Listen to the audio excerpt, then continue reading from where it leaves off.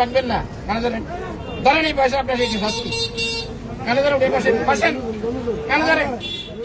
লক্ষ্মীপুর বাজারে দিনের বেলায় খাবার দোকানে গিয়ে পানাহার করায় কয়েকজনকে নেক্কারজনকভাবে লাঞ্ছিত করা ব্যক্তিরা আসলে কারা এবং তাদের উদ্দেশ্য কী সে সম্পর্কে তথ্য জানা গিয়েছে।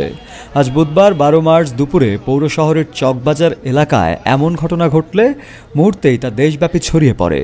পাশাপাশি নানা শ্রেণীর জনতা ক্ষোভ প্রকাশ করে ধর্মের নামে এ ধরনের উগ্রবাদী ঘটনার।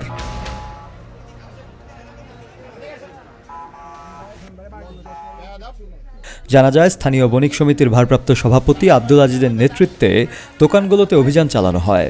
সনাতনপন্থীদের কিছু দোকানে কয়েকজন মুসলিমকে পানাহার করতে দেখা গেলে শাস্তি হিসেবে তাদের কান ধরে উঠবস করানো হয়। এছাড়াও দিনের বেলায় মুসলিমকেও দোকান বা খাবার হোটেলে গিয়ে আহার করলে সেই দোকান বন্ধ করে দেওয়ারও হুমকি প্রদর্শন করা হয়েছে। এ প্রসঙ্গে আব্দুল আজিজ বলেন, রমজান মাসে সনাতনপন্থীদের দোকানে গিয়ে কিছু মুসলিম পানাহার করে, তাদের দোকানগুলোতে যেন মুসলমান কেউ পানাহার করতে না পারে অভিযান পরিচালনার মাধ্যমে সে বিষয়ে সতর্ক করা হচ্ছে। তবে হিন্দুদের জন্য পানাহারে কোনো বাধা নেই বলেও জানান তিনি।